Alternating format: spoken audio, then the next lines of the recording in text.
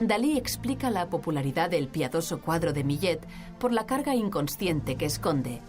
La pareja de El Ángelus interpreta una escena de agresión, sexo y muerte que Dalí incorporará simbólicamente en muchas obras.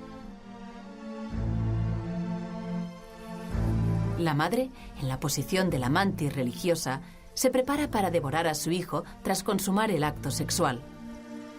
El hijo intenta esconder con el sombrero la pulsión que siente hacia ella. El acto se representa con los acoplamientos de los sacos, la horca clavada en la tierra y la carretilla, rica en asociaciones simbólicas.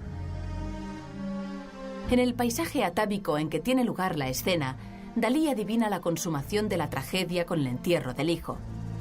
Lo confirmó una radiografía de la obra en la cual se podía ver, bajo la cesta, la forma de un féretro cubierta por capas de pintura.